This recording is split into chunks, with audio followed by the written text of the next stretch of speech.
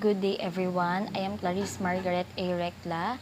Today I am going to discuss the Chapter 7 Student Diversity, Lesson 1 Learning Styles, and my subtopic is Figure 22 Conceptual Schematic of Kolb's Learning Styles, Modes, and Learning Environments. But before we go through our discussion, let us know first who is David A. Kolb.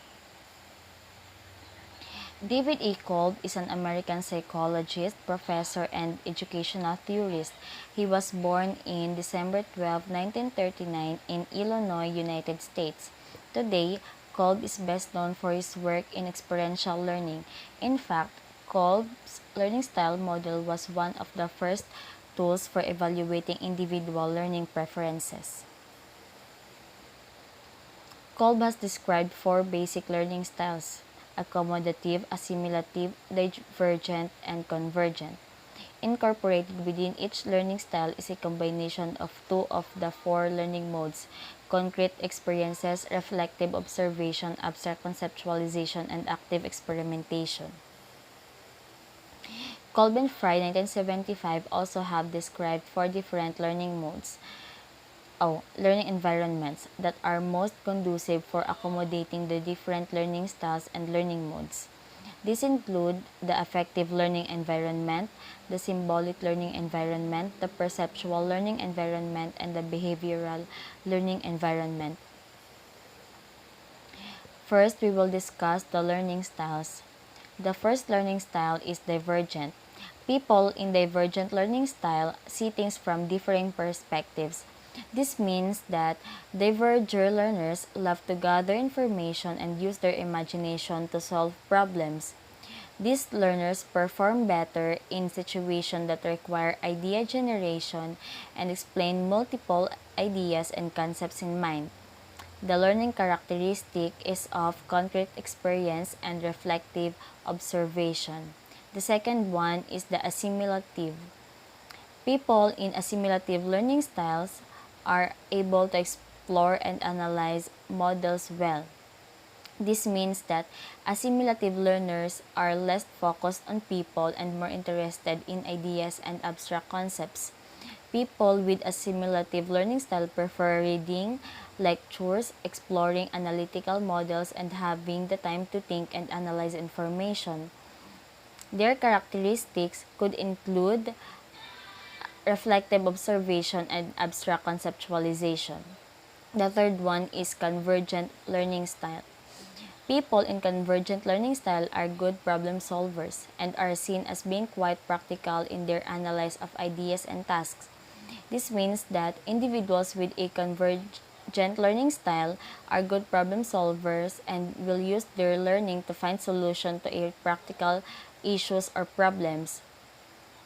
As such, convergers tend to prefer technical tasks and are often less concerned with interpersonal activities. Instead, they focus on experimenting with new ideas and working with practical applications.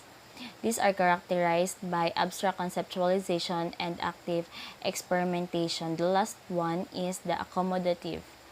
People in accommodative learning style tend to be more practical in their outlook on learning, and they like to see problems from an intuitive point of view. This means that individuals with accommodative learning style prefer hands-on experiences and they rely a lot on gut instinct. They are attracted to new challenges and experiences and to carrying out plans. And they are not afraid to seek new experiences and opportunities. This characterized by active experimentation and concrete experiences. This time we will tackle about the learning modes and their learning environments. The first learning mode is the concrete experiences. The learner from concrete experiences learning mode encounters a new experience or reinterprets an existing experience.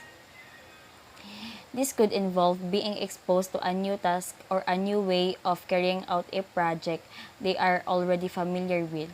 In this situation, learners acquire knowledge by observing, hearing, or reading about someone else's experiences. This stage belongs to affective learning environment because it emphasizes concrete experiences so that the students actually experience what it might be like to be a professional in a given field of study. The second one is the reflective observation. The learner from reflective observation learning mode reflects on the experience on a personal basis. This means that after engaging in an experience, learner will step back to reflect on the task. Learners will also try to place the experience alongside other previous experiences to look for patterns or notable differences. This stage belongs to perceptual learning environment because it emphasizes the process of problem solving rather than coming up with the best solution. The third one is the abstract conceptualization. The learner from abstract conceptualization learning mode form new ideas or modify current abstract ideas based on reflections that arise from the reflective observation. This is where the learners adapt their thinking or construct new ideas based on the reflection and previous experiences.